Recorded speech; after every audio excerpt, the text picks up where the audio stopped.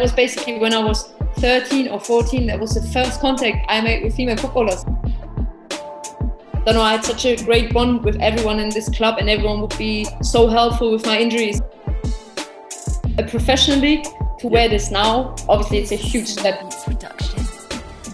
Hello and welcome to another episode of the Daily Coaching Podcast, where we talk to players, managers and specialists within the football and coaching industry. And I'm absolutely delighted today to announce a very, very special guest, a professional who has played for multiple teams across Europe and is currently playing with Milan women. I'm absolutely delighted to welcome Julia Simic. Julia, thank you very much for taking the time to join me today. I'm really, really excited to have you on here and get into your journey. If you can, I always like to start off with all the way back before football even came a thing. How did you kind of fall in love with the game of football, and how did it sort of, that journey begin for yourself?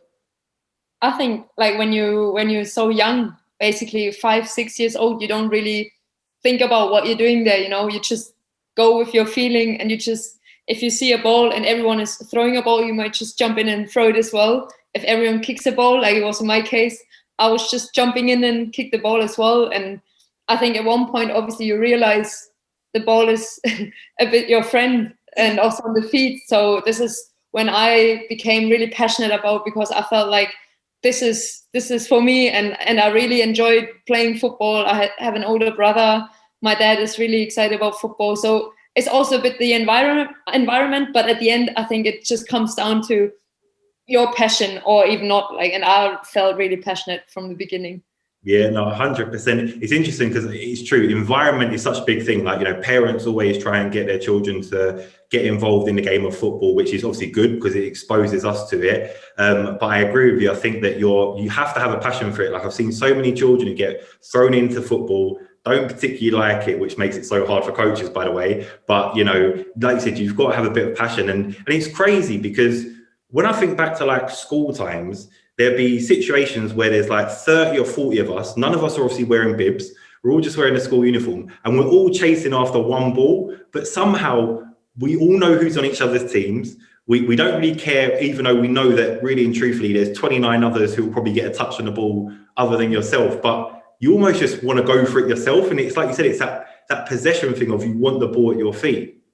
Yeah, definitely. I once read a study or something about how many minutes you actually touch a ball during a game, and it's 90 minutes, and you maybe touch it up to 2 minutes, like where you really have the ball on your feet, and that's maximum. So just think of 88 minutes, you're just running without a ball, and you're just doing tactical stuff, and you try to help and to communicate, but you don't really touch the ball. And during the week, over and over, you practice certain drills, and you practice your touch and your passes and your shooting, and it basically just comes down to really less actions in the game, or little actions in the game. And I think that's so exciting because you just have to work in these moments as well, you know, even and appreciate to finally touch a ball, also depending on the position, obviously. But yeah, I agree with you. It's like either you have this passion in you and you want to do this because no one can externally motivate you. You have to do it. It has to come from inside. Yeah, 100%. And I often talk about three things. And listen, there is obviously no magic recipe to becoming a pro or becoming a footballer, but I always talk about talent, motivation, and opportunity. So like opportunity, you know, depending on where you're brought up and the opportunity to actually get into a team and then progress, or even travel. Travel is a big thing, especially over in England and London specifically. You know, people having to travel by public transport rather than getting driven there. So that's a big thing. But the motivation, you have to have that internal motivation to actually, number one, want to just turn up and play. And some people go for social reasons, and that's fine. But yeah, you've got to have some sort of internal motivation to actually put in the effort and time. And like you said, even understand, actually, do you know what? For 88 minutes, you're not going to touch the ball. So you have to have some sort of connection with the game to want to still be in those environments, in those situations. Definitely. And what you say, like you have to sacrifice things, right? There might be days that you don't enjoy football so much because whether it's raining or you have a long journey to training or you had a long day already in school and everything around sometimes not easy, and you still have to put in this effort basically. And that at the end of the day, that counts, you know, that makes you maybe becoming the best player you can possibly be and make it professional, or maybe not, because on the way up, I think you see a lot of really talented players, female or male, doesn't matter, which are dropping out at one point because they might not have that focus. And for me, also, it always obviously like was not always just sunshine and nice days and nice pitches, but I think always had this drive to, and the ambition as well, to sacrifice things for football, you know, and be dedicated to this. And football always more than going to a birthday or to a wedding or having a party or something like this. So I think you have to have that in you. Otherwise, it's a long, long journey. Yeah, 100%. And it's true because, you know, people can pick you up along the way. But as soon as like, for me as a coach, when it comes to on a match day, I'm so quiet because I'm like, well, do you know what? I always compare football to school. And I'm like, well, the match is the test. So, you know, you go through training and training is a curriculum and, you know, they're the things that you will learn. But actually on a match day, do you know what? Let the players go and do what they're doing. Let them go and decide how they're going to, well, obviously not how they're going to play, but, you know, the decisions they're going to make, the problems they're going to solve. And like you said, I think that only is going to become from within almost. When did you kind of like find that for yourself? Or what kind of age would you say you was? When I fell in love with coaching? Or no, in terms of this sort of like, you know, really wanting to, like you said, be motivated to become a professional and become a player. Really early on. I would say like the thing back then for a young girl would be, how does professional football looks like for us? Because I was watching the Bundesliga in Germany, obviously, and just saw men's game all the time, went to stadiums, saw men playing, saw the crowds and felt like, oh, I want to do this as well. Even if I had no idea if this is possible. So until I was 12 or something, I wanted to play in the men's Bundesliga until I realized that's not going to happen.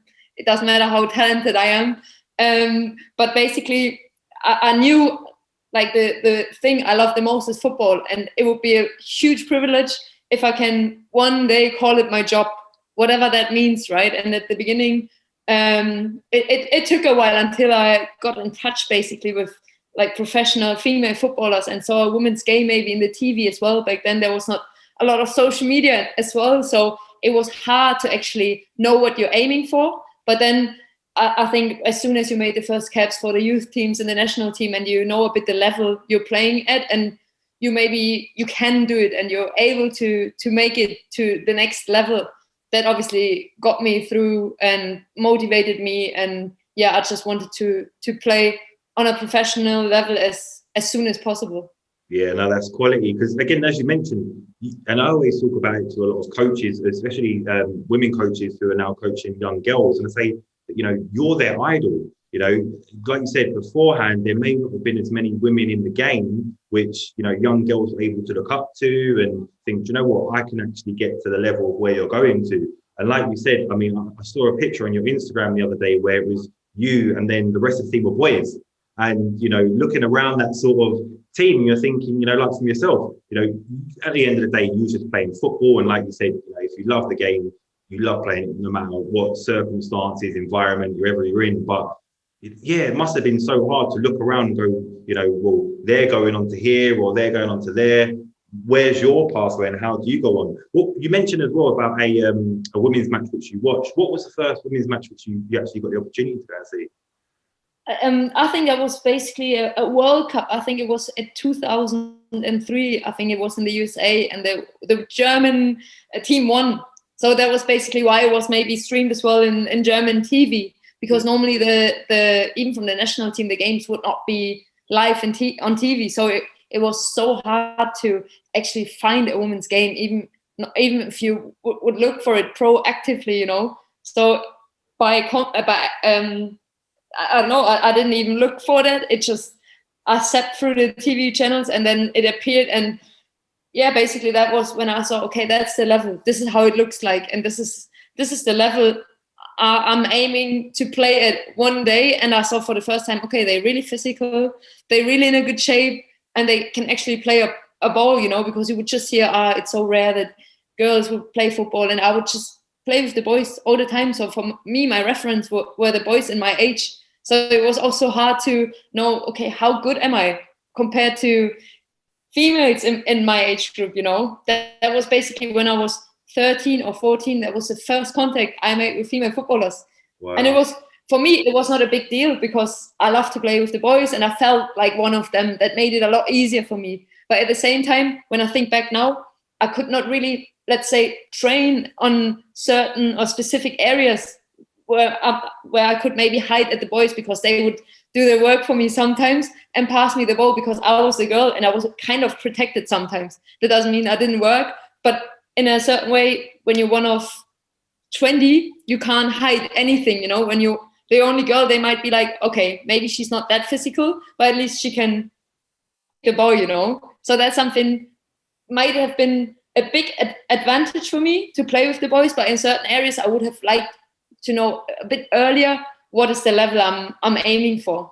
Yeah, 100%. It's a great point, because like you said, I mean, and I'm sure you was a lot better than most of those boys. I don't know where most of them have gone on to, but, it's interesting to think, like you said, you have got to kind of compare yourself against them in a sense of, they're on their pathway, you're on your pathway. And like you said, you've got to kind of understand, like you said, what is the competition? Who are my competitors out there? And it's a bad way of looking at it, because I know that obviously at youth football, we don't want to look at other players as competitors, but ultimately it is, if in terms of, looking to get opportunities or looking to try and grow within the pathway of the game. What was that first experience like for you going into an all-girls team? Was it quite exciting? Or I spoke to some women within the game and they've almost said it was quite daunting, because they played with boys for so long that they're then going into an all-female environment, and it was different almost. Yeah, it was different in certain behavior. So at one point, I felt like until I was 15, I was like a boy with 15 years, at least in terms of football. So if there was a ball somewhere, it doesn't matter if it was at the beach, in the swimming pool, at the school, if there was a ball, I would play football. And girls are different. Even in a football environment, I realized they a little less competitive. So even a training game, but that's, I would say, not in my professional life. I didn't experience it then anymore. But still, like in lower league teams or in younger age groups, I feel like boys are a little bit more competitive. They want to win every single training game. They want to nutmeg as much as possible. They want to look others bad compared to them. And girls are different. They way more sociable. They want to win as a team. They don't want to be so much in the spotlight. It's just a bit of a different, I would say, psychologically approach with girls, where I would just, I remember when I was 16, I went to Bayern Munich. That was basically my first club on a professional level. With 35-year-old women, I would play at this point, and I would just try to nutmeg people, And at one point I realized I can't do this here. And even if I managed to do it, it's not really, no one cares. So it's more like being effective and productive. So I would say it was definitely a different experience. But at one point, I think you have to make this experience also to see like, okay, because that's at the end, it's your environment you're going to end up playing. But still, I'm really happy. Until I was 16, I played with the boys. And I think to my competitiveness and my drive and my, just the will to win and to, basically be my best version, I think every single training session was hard for me, because it was just at one point they were so physical and they were so much stronger and just taller and everything. So I always had to adapt my game and give everything to be on their level, which obviously brought me then to where I ended up being. Yeah, no, again, even with that, I think that almost is such an important thing, because I know that, again, with sort of like outside of teams and just sort of recreationally, there's typically when people are growing up, you'll have, like, say, for example, an 8-year-old, and obviously, like I said, not in competitive football or structured football, but just more like recreationally, you have like an 8-year-old playing against, say, for example, a 13 or 14-year-old. And actually, like you said, there's so many benefits, because, I mean, I've always been quite tall and quite big growing up. Now, for me, really and truthfully, going against little players or smaller players, I was able to use physicality, but that was really my only strength, no pun intended. That was the only thing I could really use within my game. Whereas the smaller players, they had to be so much more better at decision making, problem solving. Right, I've got this really big guy. How am I actually going to get around them? And it's interesting the point you made about the boys. And I'll be honest with you, I really like coaching the girls because of that factor, that I reckon that they're so much more better decision makers. I use this analogy of boys, well, technically, if you ask them, say, for example, I need a solution, so it's 1v1, how are you going to get around a player? Like you said, every single time a boy will say nutmeg or a skill. That's it. A nutmeg or a skill. That's the only thing they'll look to try and do. Yeah. Whereas I find that girls are so much more better decision makers. And you know what, they'll come up with multiple solutions. Whereas boys, they think this one solution is going to work for them all the time. It's the quickest way through, though, right? So Yeah. that's good. But what you say, I think at one point when I played sometimes with the girls in like a youth team that got called up together to play in certain counties or something like that, I felt like it's good to play in different environments, because I had a completely different role when I was playing with the girls. So basically, I think you always adapt a bit your game wherever you play in. So let's say you're a really physical player, so why not using your body? But if you play against other physical players and it's not enough for you anymore to just use your body in every single tackling or something, then you have to find other strategies to come out of a situation, right? So I learned, for example, I wouldn't dribble as much at the boys as I would do with the girls, for example. And that would be something with the boys. I learned to make quick decisions and pass and bring me in a position to basically be one step ahead of them, just because if I'm too slow here, I don't have a chance to win the race or something, you know. So that had to change, or I had to adapt my game because of that. Whereas at the girls, I could basically get the ball and still use my body, because I was always a really small player. But I like that different environment, adapting basically, and I think that makes you a more maybe complete player at one point, because you can at the end, as a kid, you just do what without maybe thinking about it too much. So when it always works, when you dribble, you keep dribbling, and if it works, you might stop dribbling with the ball. And I think that's good to experience this. Yeah, 100%. Like you said, I think playing in as many different environments as possible, even like, say, for example, when like you're in training and doing not only like balanced teams but unbalanced teams where you're you're outnumbered, or where you've got an overload going on, just all these different scenarios and situations, I think, yeah, definitely help to sort of benefit you in, like I said, problem solving and decision making, really. How did you find it actually, though, adapting to going then into that environment at Bayern Munich, where, like you said, obviously, number one, you'd seen, you know, the men play on TV predominantly, but then obviously going into the women's environment. And like you said, some of these players, you know, there's like in their 30s at the time, like they've obviously had years of experience within these sort of settings. How did those settings differ to sort of like the training or the knowledge or just the overall decisions that you had to make compared to your youth team that you played for? I would say my biggest change was basically psychologically, I would say, because it was just like having a complete different atmosphere around you playing football and finding the place again where you feel comfortable in and around people, you know. That took me a bit, like at least I would say half a year until I find it really comfortable to go there, be in the dressing room, go out with the girls, have a little joke, and also understand their kind of banter, because I was just like, I was 16 and I think the next younger girl was 21, so I was really far apart from my age, you know. But I think at one point you just adapt. Obviously you leave your family and you change school and you leave your friends behind, and things like this might affect you as well. So that's all together, I think that's the hardest challenge at one point, because football wise I didn't feel like I'm far behind, even if I was really young. But what you say, it's like when you come from the boys from a really good level of 16, then the jump to the, even if it's Bundesliga, back then obviously the level was not as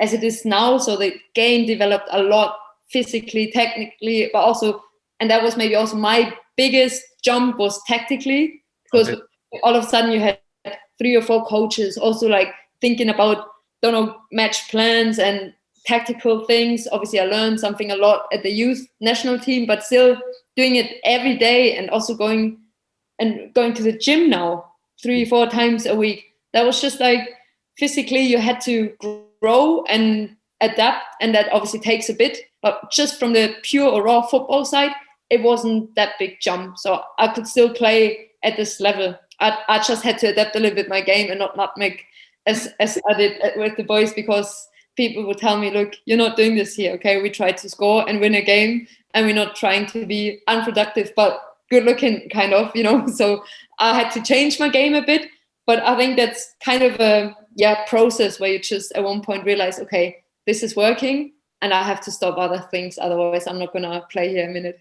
Yeah, no, of course, that's quality, because even though as well, like you said, you do have to adapt, and I suppose that comes down from sort of like, you know, how a club wants to like run their club and the way they want to play, like philosophies, or even down to the individual coaches. But I always think that sometimes, why kill that creativity? Like if you've been really good and successful, and like you said, you understand, I mean, not just for the sake of doing a nutmeg, but, you understand the process of, well, actually, I'm doing it because I can knock the ball through the person's legs and I'm quicker than they are and they have to turn around and I'm already facing in the same direction and those sort of things. And it goes back to sort of images of like players we've seen when they was younger and they've done the sort of same movements as they are like within the game now. And actually they're doing it because they're really successful at it. They understand how to execute it. And I always find that bizarre, not bizarre, but, annoying a little bit that coaches sometimes they go, like you said, like, right, we're not doing this here. But actually there might be times and places where, you can execute it and, there is the right time to do it. But it's interesting, again, you mentioned about all those different things, like, the physical things of going to the gym and the tactical things of like, ways to play and how to play. And I suppose, does that make it become all that more real for you? What does that mean? I'm sorry. So that's what I said. Like, does it make it become more real that actually, do you know what, you've gone from sort of like your youth team to now I'm actually a footballer? Yeah, definitely. Like when people would have asked me back then, it would always be like, okay, what is changing now? What is the difference? But it's just like, basically, I was still going to school, yes, but it was all of a sudden it was kind of my job. Like it was the first time you would earn some money with football as well, but it would be like, it would be important if you win that weekend or not. Whereas before it was also competitive and everything and you would be sad and stuff. But it was about like, can we go maybe to the, kind of Champions League, or are we safe in the table and things like that? That not at the extent as well as it is now and as it is maybe in the men's game, but still you feel like it's important now to not just be competitive, but to perform as well, to be good. You have to perform, you have to win these games. So basically, obviously the training around it changes a lot, and you don't just go to the gym to have fun. You really want to see an outcome, and you do it like you don't talk all the time, and you have to take it a bit more serious without meaning like we never have fun. Obviously, it's still important, and I think that makes it also at one point more successful if you have a good working team that also smiles and has fun together, because there's nothing better than playing football every day or to work to become a better football player. And even if it's gym and I would never call it work, So football is still just my passion and my hobby, and I'm fortunate enough to maybe earn money with that and live from that. But more importantly, I can play it every day.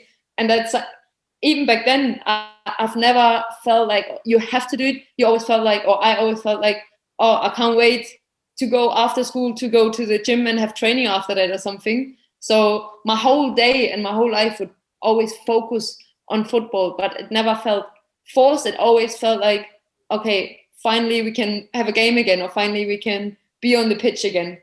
Yeah, no, it's quite, and like you said, I think especially with your journey as well, looking into it, it has kind of happened naturally as well. It hasn't been like forced, and it hasn't been, like you said, it's been all down to you and the work that you put in, and also down to your want to do it as well, rather than as opposed to, people making you do it and things like that. And what I thought has been quite nice as well is that in terms of, obviously, like you said, you played for some teams within Germany, but then at the same time as well, you was working your ways through the youth teams of the German team as well. How does that feel in terms of, obviously, it's one thing playing for a club, but then another thing in terms of actually going into the international setups of the different age groups and making your way up to the first team? How did that feel?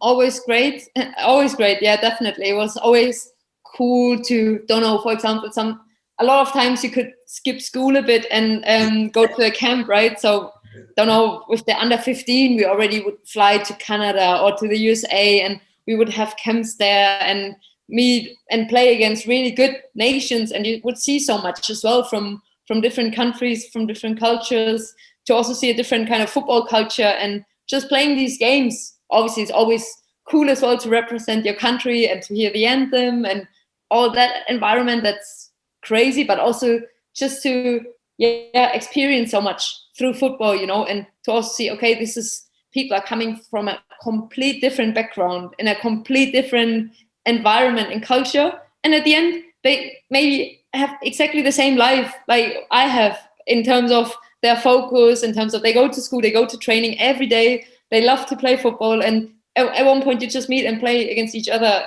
Don't know whether that's Mexico or whatever, Canada or something. And this is, I find that from really early on, really exciting always to, just compete to complete different, footballers from different countries and also speak to them. And always felt special, whether that was an under 15 youth team or it was with the first team or the senior team. It always felt really special, and obviously you always would look forward to meet with the girls again and just to be in this environment, and hearing the anthem and all that stuff around makes you also a bit proud, I would say.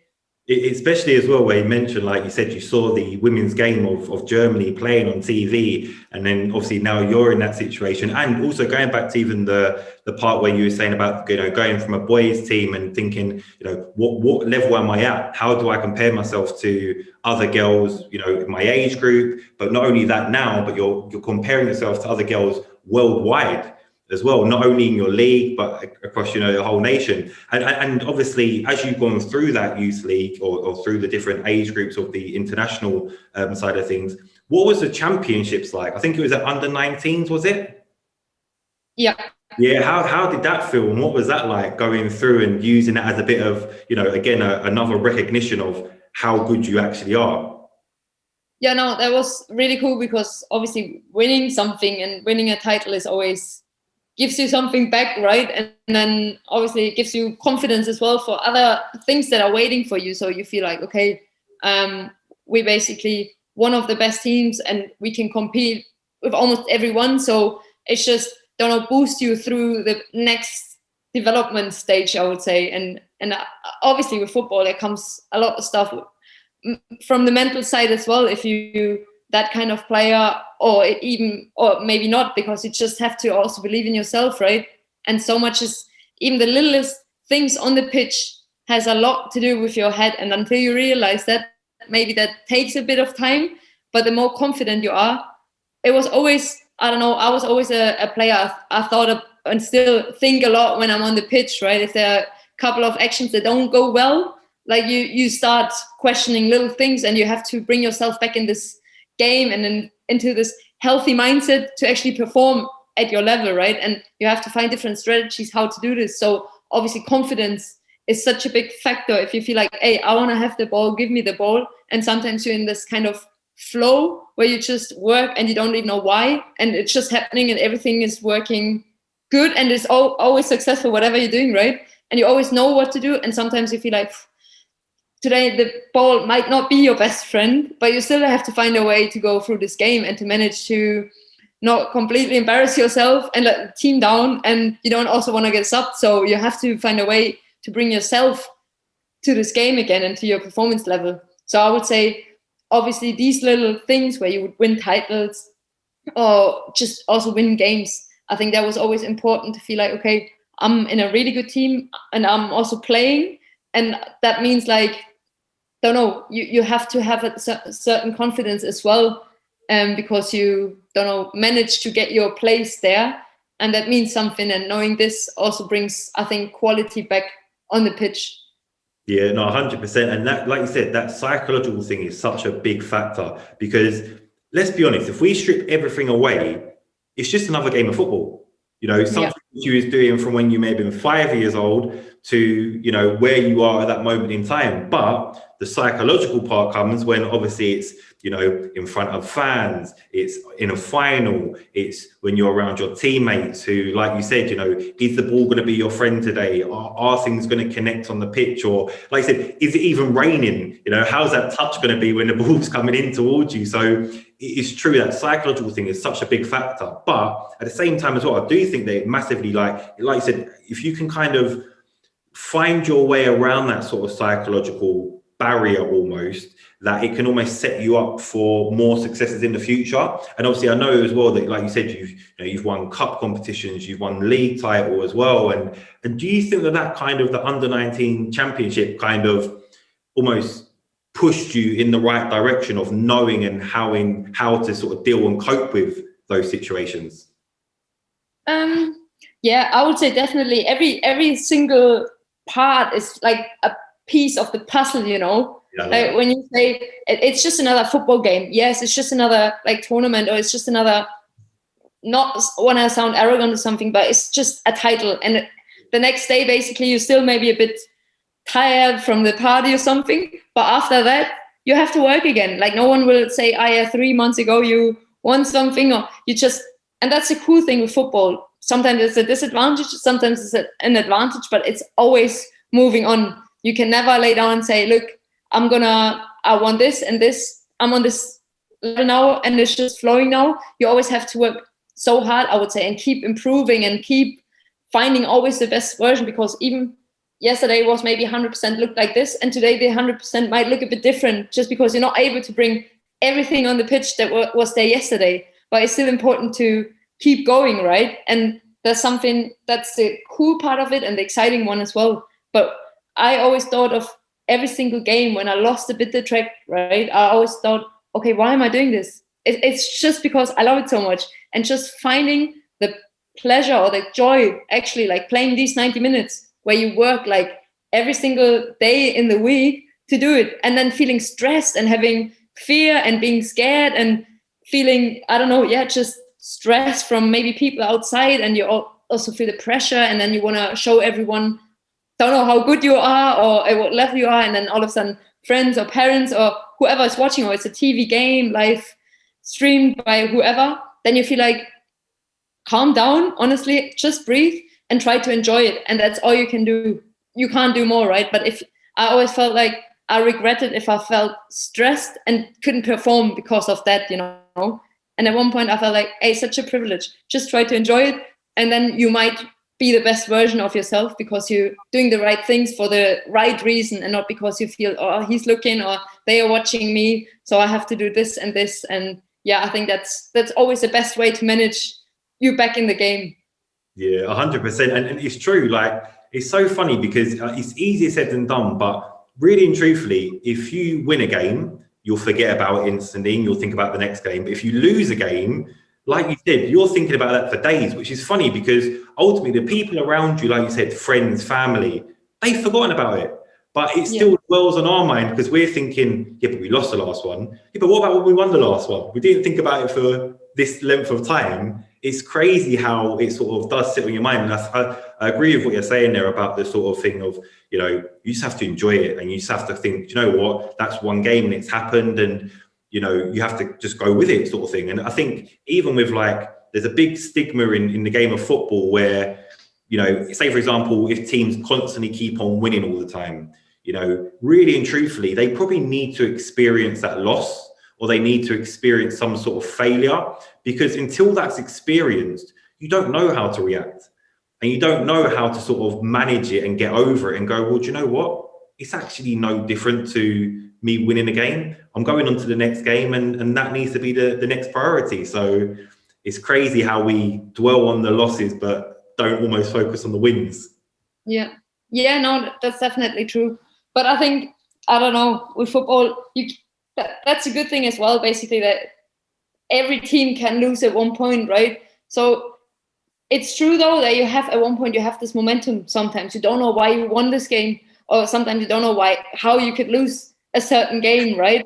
And there are little things, and it might be sometimes really, I don't know, frustrating also for coaches, because you felt like, I've done everything, the team played well, and for a certain reason, we couldn't manage to win the game. And it might happen and happen again. And at one point you doubt. And that's the thing with football, right? Sometimes it's more than just making a good game or bring quality on the pitch. It's also like having a bit this momentum on your side and having a bit of luck and just doing the right thing at the right point sometimes. And I think this is sometimes really frustrating, but sometimes also when it's in your advantage, the good side of football.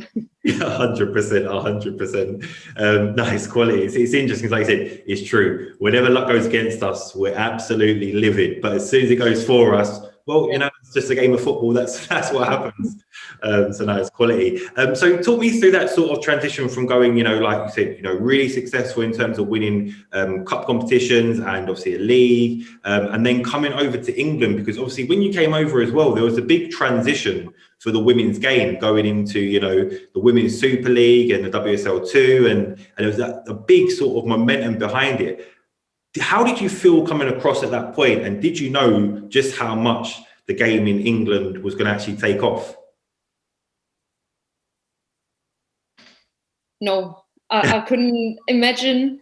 For example, let's just say it's just been almost 3 years now, where we came from when it basically started to become a professional league to where it is now. Obviously, it's a huge step from just the media attraction, from also the clubs, the way they. And that's not just the top four. It's basically every single club in this league is working on a high professional level. And even if I came from Germany and played for really good clubs in Germany as well, who would win the Champions League and at least make it always like to the Champions League qualification and so on, and winning league titles and cup titles, it was just the daily work. And also the league itself was so different, organized. And for the first time in my life, I worked like with a full professional staff around me, having a doctor at the club, having 2 or 3 full-time professional physios at the club. Obviously, every club has a coach, but how many assistant coach can you afford, right? And how do you have an analyst, and do you have a goalkeeper coach? Do you have a psychologist, and so on? S&C coaches, like where can I do my rehab in case I'm injured? Do we have a gym? Do we have normal pitches, like pitches you could really play football on? That's something I said that was crazy, and I loved that so much, and I enjoyed that maybe so much in England more than anywhere else. Now I'm playing in Italy, and I think here I really feel like, okay, I don't know how much I appreciated the pitches the last 2 years in England, because obviously we play so many times on astroturfs or on bad pitches, and I think there's just something that the league is like way ahead in terms of other professional women leagues. And there's something that obviously attracts players, foreign players, to come in the league and want to be part of that momentum of movement, because I think the league just gets better and better. And you see now Chelsea, the way they perform, right? Arsenal, since years, doing a great job, but there are other teams coming as well. Manchester City, Manchester United, they just came up 2 years ago, and now they're basically playing up front, so it's just crazy how quick people are in the game now, and how much they take it really serious, so I think that's a lot of stuff happening in England. So it was a great place for me as a player to experience that, and I think it's not at its maximum. There's still a lot to come, and a lot more will happen in this league, and I think for other leagues it's just good to see where's the standard now, where can women football actually thrive to. And I think it's just us for the German league is kind of the role model at the moment, and you want to keep that standard. And if they already gone, you have to invest a bit more and put more effort in this to come to that level again, and can compete obviously with the English league. Yeah, no, 100%. And it's interesting because, typically I remember, many years ago, the American leagues were the ones which, a lot of English players typically would go over to because they'd get more opportunities. But I totally agree with what you're saying. And in a way, it's great that these clubs or leagues will now look at, say, for example, England and go, this is where we want to try and get to. But overall, I just think what an incredible platform it is now given. And also, like you mentioned as well, about so many teams now doing well. And it's true, I could look over my shoulder and there's hundreds of different teams coming towards those top 2 divisions. And I think it shows just how talented the women's game is. And how much, just by giving them a platform. I mean, for example, obviously, I think it was 2 weeks ago now, there was a big sort of TV package where it was about Sky and BBC will now obviously present these games. Number one, what an incredible opportunity for young girls to now be able to see so many more games. I mean, I know obviously we have the FA player, and that again gave a lot of access. And even as well, when you was at West Ham, the documentary, I thought that was incredible. Just seeing the insight and, seeing, like you said, how you do your day-to-day roles and jobs, really. Definitely. I think it's one thing to stream a game for 90 minutes. But the good thing with this TV deal is that now you have like a full package in terms of interviews before and after the game. You can have a little bit of space as well for telling stories behind players, and also to bring players to people, to know, okay, who are these people playing there? What are their personalities? What are they doing maybe apart from football? And how does a professional female football life look like? And this is why, the BBC documentary about West Ham, for example, was so interesting. I think for people from outside to just see, okay, this is a football environment for female players, and this is how it looks like. And I also think of always these young girls. And when I think back, I had no idea, I had no clue how it could look like if I might be good enough to make it to that level. So this is something I love when a young girl says, I don't know, I want to play like Lucy Bronze one day, because that just shows like they have dreams, and they can dream of something. Because, I don't know, last year, 2 years ago, Germany played against England in the Lionesses in the Wembley Stadium, and I was there as just a fan, and I watched the game live in the stadium, and I felt like, wow, this, for every single young girl that's now in the stadium and want to become a footballer, that's maybe the best thing that can happen, because they just want to be, at one day, they want to be on this pitch, and little things like this might affect them so much to stick to their goals and not get dropped out just because it gets a bit rough, You just basically stay in the game, and you stay committed, and you just drive towards your goal, because at one point maybe you can make it to that level. And I think this is great for just the motivation for young girls to see this is basically happening right now in front of your eyes. And if you, at one point talented enough, but also if you committed enough, you can do this, and you can achieve things like this. 100%. And even sort of like you mentioned about, like, for example, the game at Wembley where it is Lionesses versus the German team, and even as well when West Ham got to the FA Cup final, again, the big tradition of, in the men's side of the game, getting to the final and being able to play at Wembley, but seeing as well in the women's game just how many fans there were there. And I always talk to young boys and I say, look, these are your role models as well. I mean, it's great that we have them for the girls in terms of, they can look up and now say, I have somebody, like you said at the beginning of this conversation, somebody who you can idolize and go, I want to be like you. But the boys should be looking at the female and women game as well and going, I want to be like you. And I think that having this much more exposure now to the game should hopefully allow that to happen. It's funny though, because when I was on my way to Wembley at this game, we had a young boy next to us, and he was wearing, I think it was a Lucy Bronze shirt, and we would ask him, why do you like her so much, and things like this, and he would know every single player of this squad, of the Lionesses, and we felt like, hey, this is really cool that this is happening right now, that a young boy like 10, 11-year-old, he's just really enjoying to watch a women's player, so that's something I couldn't believe that this is happening like maybe 20 years ago. So that's something I would always say, the more you see it, the more natural and normal it becomes, right? So if women's football maybe it's not as much as it's seen like men's football, but still when you see everywhere like little posters or pictures or just TV games or things like this, you just think like, okay, it's a complete normal thing now for girls and women to play football. And the more you see, the more natural and normal it becomes.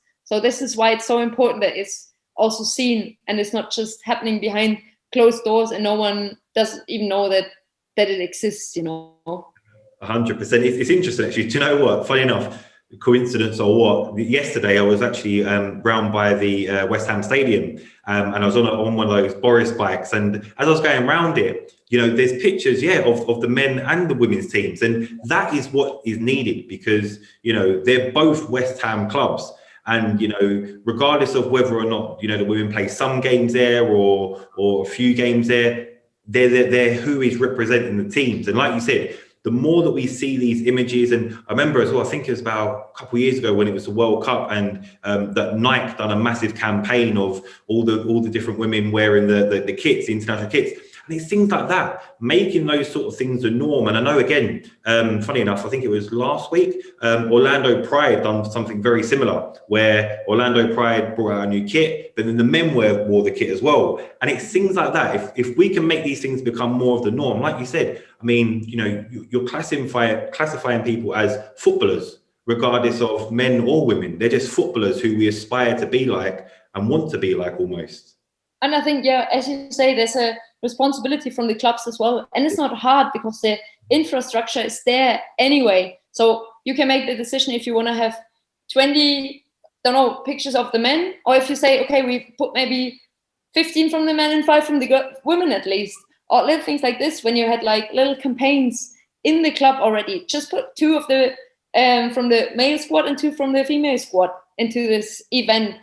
And from outside, it looks like, okay, they are both representing the same club, and fans might not make a bit difference because they just want to know, they want to have an insight, they want to, interact with these players, whether that's male or female. They might just only know the male side of it, so they might be a bit like, okay, who are they know, because we never see them.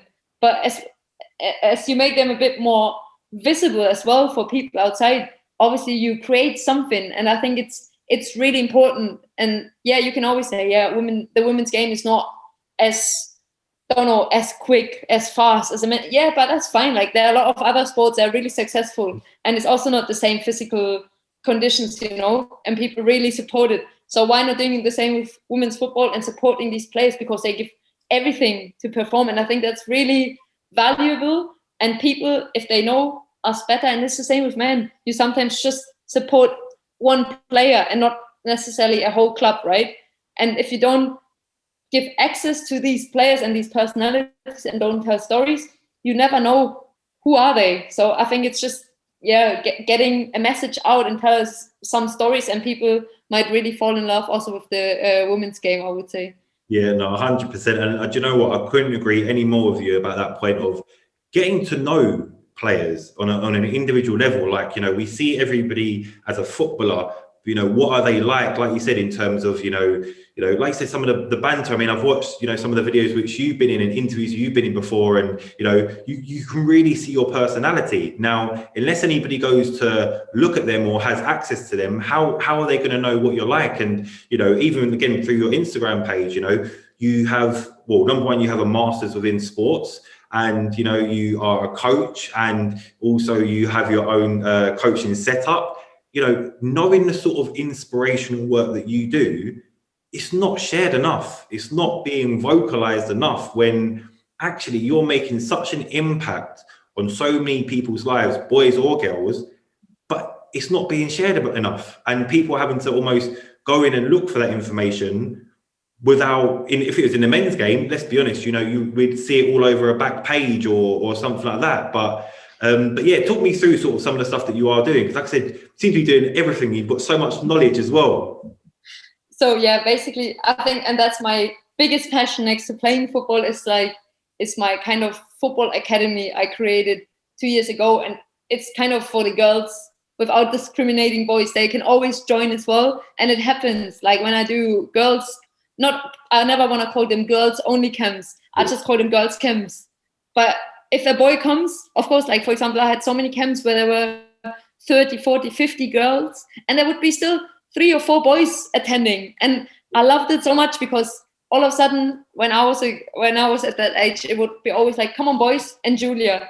Like, and now it's like, come on, girls, Aya, and you too as well. Like, it would turn around, because I was just so used at one point to be like, come on, boys, to hear that day in and day out, Aya and Julia. Some of the coaches would make an effort and call my name then after. But basically, this is what I really like to see, that the focus is on the girls, and they feel that, So let's say I was used to be at camps like with 50 boys and me, but I always felt like the beginning, until the ice broke, it was always a little bit of a weird situation, uncomfortable, especially in this young age. So I just wanted to create an environment where girls feel completely comfortable, but where they also get a bit of the spotlight is on you. It's important that you are here and you play football, and you're not just, next to the focus, basically, where it's on the boys and you can attend as well. So it's my main goal to give that message to the girls that they are important and they count. And all I want is giving everything I experience to them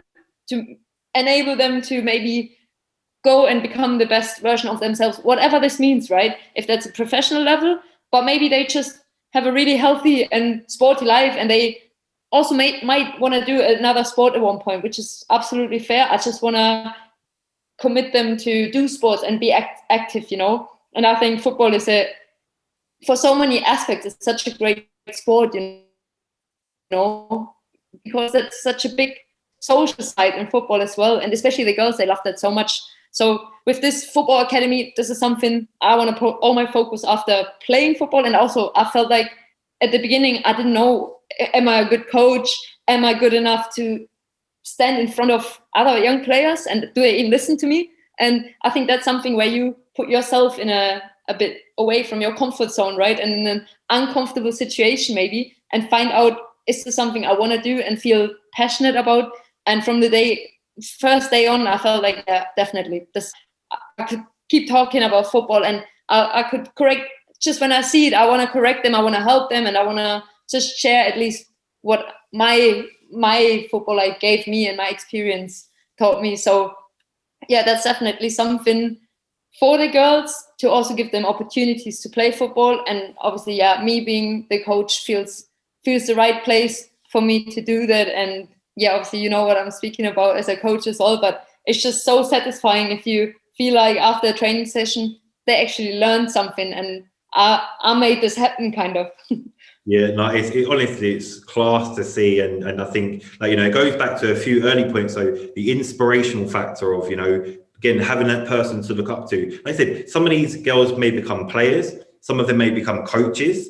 And I always talk about with coaching, you know, it's not deliberately happening, or you don't set out to do this, but ultimately, if you can give players the right knowledge, education, tools, and, you know, some of those psychological decisions to make along their journey, ultimately, you're almost creating the next crop of coaches, because, you know, the players are the ones who experience it. And like you said, you're now able to give your experiences and use your experience as a player, but now also your knowledge, understanding, and even, like you said, through your masters as well, additional knowledge, to now put that into an environment. And you, again, you spoke about the beginning of, like, you know, to be a footballer, you have to have that motivation, that internal motivation, and you've got it again with the coaching, which is great to see as well.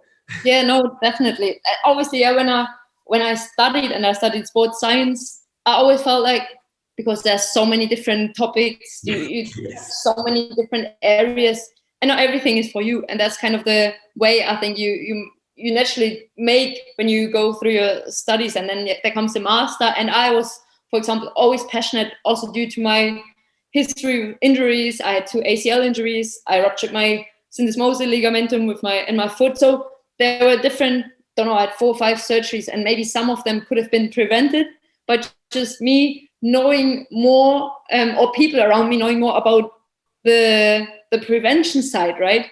And for me, a lot comes down with motor skills, the way you move, the way you land, the way of how your muscle function in a right way, in a balanced way, and all these little things.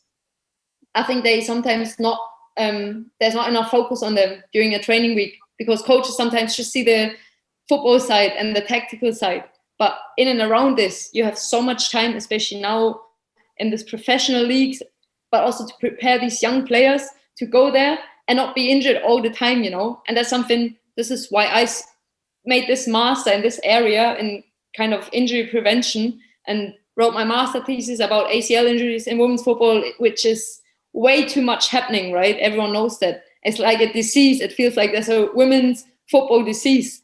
And this is something I'm so passionate. Even when I train young girls, I feel like you can already prepare the base for them to have a healthier football life and to spend more hours basically on the pitch and not so many on the, physio bench, just because they can move better, they can react better, they just more balanced, they can jump with the left, they can jump with the right foot, and also land and turn and all these little things. I think so many coaches don't do it, especially in youth football, because they just don't have an experience with that. They don't know how to do it, so they just leave it completely. And this is something where I always think, just better do something than then leaving it completely to the side because it's so important for their future life. And for me, that's, if the girls already don't get an awareness of how important their body is for them, that's already for me a bit like, not the job is done, but at least you implement it a bit in their heads. And yeah, basically I can talk about this because I'm so passionate. No, it's to lose so much time being injured and not able to play. Yeah, no, 100%. And it's great to see, because I totally agree with you. I think so often, and I'll hold my hands up, I think coaches, they neglect all those other four corners. So they focus on the technical all the time. Technical. A little bit of tactical as well, based on who they're playing against or what their environment is. But it's true. They totally forget about the social. They totally forget about the psychological. They often just give that decision making to the players to make. And they totally forget about the physical. A lot of coaches seem to think that physical is just a lot of cardio based stuff. But as you mentioned, it's prevention is just as much as sort of, progression almost. And, how you expand on these things. And I think it's great to see. Well, if you could have, would you have done that earlier to sort of help you through your career in terms of, like I said, being able to deal with them? 100%. Yeah, 100%. It's just because when I was 16, I basically made a jump from youth level to professional football, right? And all of a sudden I would train so many times in the gym and I would do so this is such a crucial time and such an important time for people to realize, okay, you're not at the level yet. You're not prepared to maybe train like girls or women would train already for 10 years. So you have to find this transition a bit. And I would say between 16 and 20, I could have done a lot better than I did, just because there would be no one really focusing on the individuals. You would just get handed out the training plan or the training program for the gym, and everyone would kind of do the same. But that's the thing, right? You have 24 players. How do you manage this in a team? It's hard, and I understand this. But if you want to have a healthy team, you have to do that individual part as well. You have to see everyone as an individual player, and it might not be helpful for a 16-year-old girl to do the same kind of squat work like a 35-year-old woman who's in the game for maybe 15 years and who's just in a completely different physical shape. So that transition, and this is something where basically it's the highest amount of injuries between 16 and 21, I think, in the female game. And that's just for that reason, in my opinion, because the level changes so much, the game gets so much quicker. You all of a sudden start doing strength, you all of a sudden train completely different, and your body is not ready for that and not prepared, even if you did some stabilization work maybe with 15 or 16, but to a different extent. And that's something where I see myself a bit working in an environment where I just feel like you have to make coaches aware of that. Otherwise, you can never prevent all these injuries. Yeah, and that's kind of something I'm really passionate. And I do believe you can prevent not every single injury. Obviously, sometimes a lot comes sometimes as well with bad luck, and sometimes you don't have the answer. And obviously, sometimes just a contact injury, but non-contact injuries with just turning around or sometimes just land, there could, in my opinion, be done something in advance. Yeah, no, 100% agree with you. I think, there's times where as coaches, we don't pick up on techniques in terms of, how players might turn or like you said, ways of jumping. They're almost more concerned with, just the stuff that the player's doing with the ball, or like I said, that tactically, that off the stuff, ball stuff. So yeah, no, I totally agree with you. I think it's such an important key point. And the problem is, you know what? I don't think coaches are educated enough. I think, they kind of get given all these badges and these coaching qualifications, and they kind of see themselves as, oh, I'm up here now that I've got all these qualifications. But like you said, they totally forget about that individual factor. And, like, for example, yourself, going through all those sort of injuries, what you then need is either a mentor or a coach who can treat you and deal with you in a way of, okay, how do I psychologically, even rather than even just a prevention of the physical stuff, if it's happened a few times, how do I psychologically help you become back to the player which you was prior to the injury? Yeah, and I would say what you say, just involve also the players a bit more. Even if they 16, 17, you always feel like I lose my authority or something if I ask questions as a coach.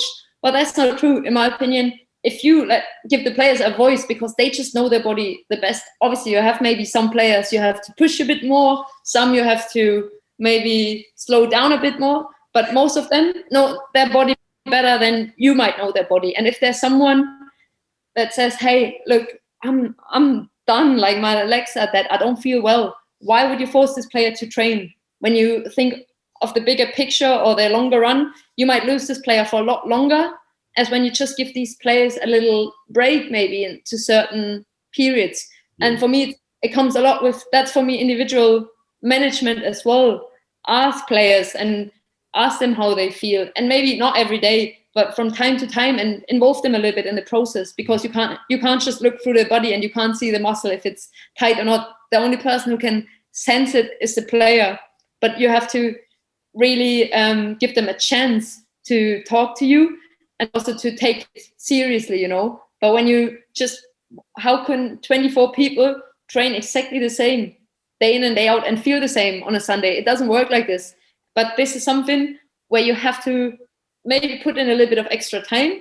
But players, I think, would appreciate, I would always appreciate if someone really asked me, and not just, I would lay there and the coach would just speak to the physio. Well, I'm like, yeah, maybe he treated my muscle, but he has no idea how it feels. So maybe just ask me, and involve me in the whole process a bit more. It gives the players also a bit of responsibility for their body, and to feel like, okay, they made the decision, so they also have to work for that now, and they know they have a certain responsibility to be fit at one point again. I would just give the players a little bit more voice and more decision making power, basically.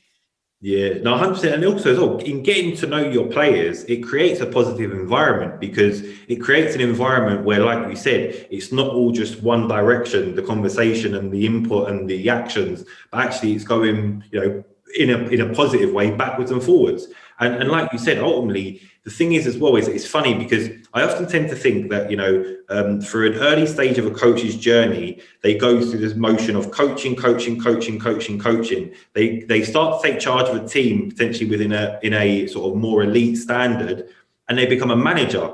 Now, when they become a manager, typically they forget about the coaching, so they don't really develop players as much. They just, you know, tell them how they want them to play. But hold on, managing is, you know, controlling an environment, looking after the environment, and bringing out the best within, you know, the people you have around you. So why is it that then when they become managers, they don't do that? Because like you said, you know, they won't put that care and go, you know, well, how are you feeling? It's more, you know, oh, come on, you can do it. You can put a bit more effort in than that. And, you know, we've got a really important game coming up this weekend. We really need you. And they might, but, you know, have they considered the people within that environment? Yeah, and I feel like a lot of times it's like you would rather let your best players play like at 80% than bring someone 100% fresh, and trust these players as well. And in my opinion, I always felt like, why would you force this player who's maybe not in a great physical shape, but then also not mentally, feels like, oh, now the coach wants me, I can't really say no, and you have to play, but you're not really willing to play, and that does something to the point where this player might not be helpful for you at all or beneficial. So rather let someone play who wants to play, who's physically fit, who has a good mindset, because they just motivated to show or prove you wrong. And I sometimes don't get that focus on certain players and their importance, because it delivers a complete wrong message to the whole team. And if you rely on 2 or 3 players, that's never healthy for the environment. So rather let someone play who trained the whole, whatever time period you had before or in advance. And these players might be more useful at the end for you than like a half injured player who is maybe at his top better than the others. But if he's not at his top, he's not better than the others. So maybe just give the others also the signal, hey, we also need you. Yeah, exactly. And also as well, if you've got that player who's mentally at 80% because potentially they've got an injury and they're not feeling as confident going into it, and you turn around and say to the player who's mentally at 100% that, no, we're going with the player who's mentally at 80, well, all of a sudden, that player who's been at 100 now drops down to 80 as well. and then you've got to, it's crazy how it works, but it's I suppose it's all those different factors. It's hard. I agree. I've never coached a whole team, right? I'm basically, my passion is like making individuals better, but with doing this, I realized, okay, it's really hard to coach a whole group, and just to have also this transition and this, kind of change of perspective, how much work it does require to do in advance, but also after that, like preparing sessions, but also debrief sessions and what are your outcomes. And like this, as a player, you just go, you turn up, you change maybe, and then you jump on the pitch, and that's it. You just enjoy it. You kind of switch off your brain sometimes, and you just be trained from outside.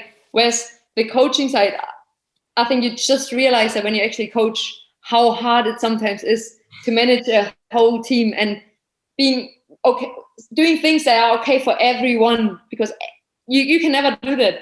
And I think the moment you accept that, that gives you a lot more peace in your mind and in your kind of mindset, just because, there won't be 24 smiling faces every day, whether that's a training session or a decision you make or a drill you choose. Everyone's never happy. Yeah.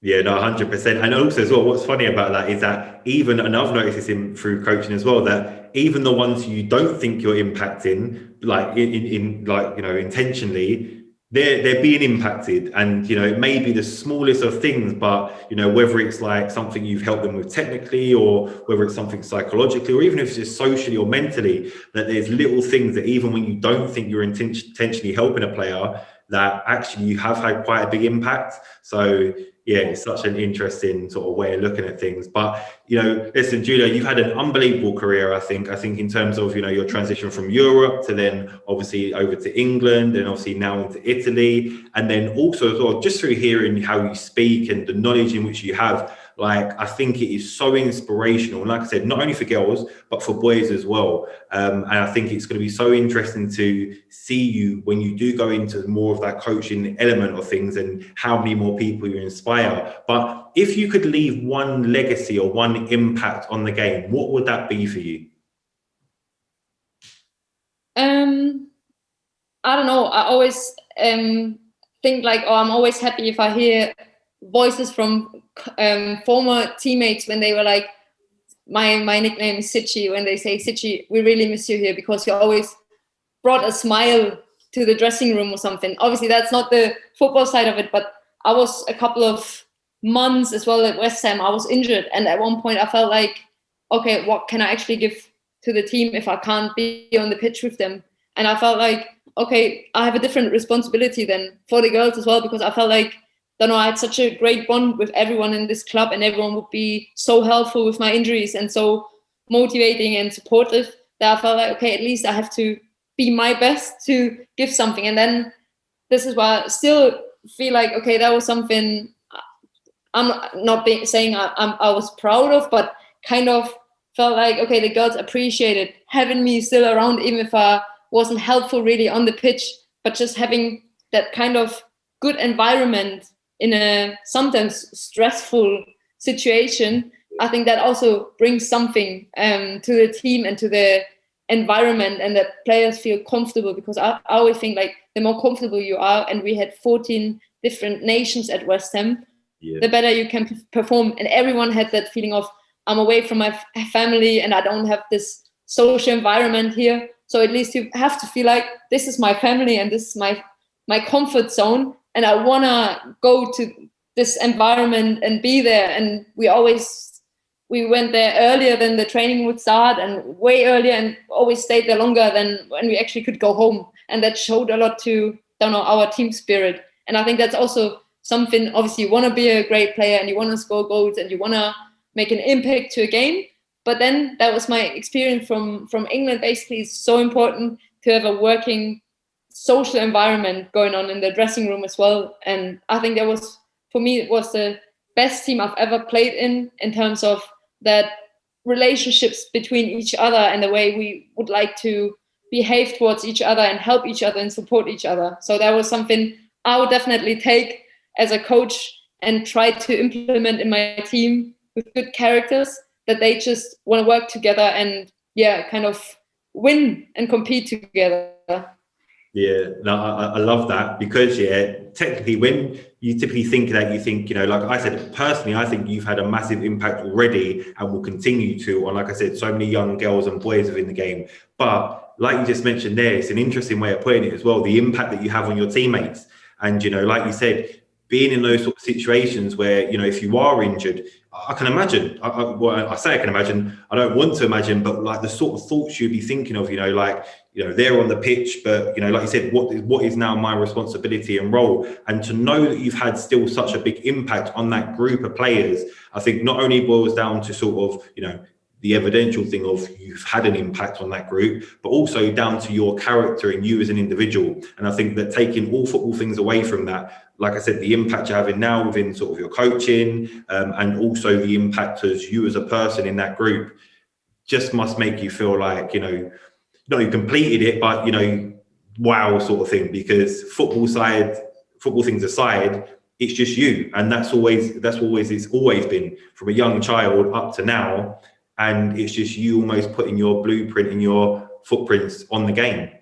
Definitely. No, definitely. Like if I could have wished something out, definitely wanted to play more, but if you can't do it for whatever reason, I think that's something, and that's away from football, apart from football, the way you challenge things in your life. Yeah. If you can do it this way and you can be frustrated and you can, take everyone around you down just to make you feel better, but it doesn't make you feel better. Or you can just try to lift others, even if you're not in the best shape, right? And it automatically lifts yourself as well. And you directly feel better by doing that, and can maybe challenge or just go through your challenge easier by just trying to make it. If you can't change things, doesn't matter to put too much frustration and bad energy into this. Just try to affect things you can really, influence, right? And that's just my lesson I've learned there, and I felt like it made an impact and it left a bit of a legacy. So this is something, even if it wasn't great from a football perspective at one point, I just felt like I was still useful in a certain way. Yeah, no, I love that. Honestly, I think, like I said, first of all, it's been an absolute pleasure and honor to have you on here. I seriously do mean it. Listening to, number one, obviously through watching things like the West Ham documentary and obviously knowing about the women's game as well, it's been incredible to see your journey. But just having this conversation as well, honestly, like you just create a good, feel-good environment, and the conversations in which, like, the knowledge you have and just the inspiration that people can take away from it. Honestly, it's been such a pleasure to have you on here, and I'm really honored to have you on here as well. So thank you for thanks for having me. And I think the good environment just comes with the orange. No, it's a happy color. It's definitely better than this green, which looks like a bit of water. So. I like green, so that's fine. But I would maybe say the orange is a bit more happier. I'll change to orange next time. But no, honestly, Julia, thank you so much. And I know that people will take things away from this, and hopefully as well, I know you just said you got into quarantine over there, but hopefully as well, football picks back up soon, and we'll get to see you in your football and your coaching journey as well as it continues. So yeah, no, I really do appreciate it, Julia. Thank you.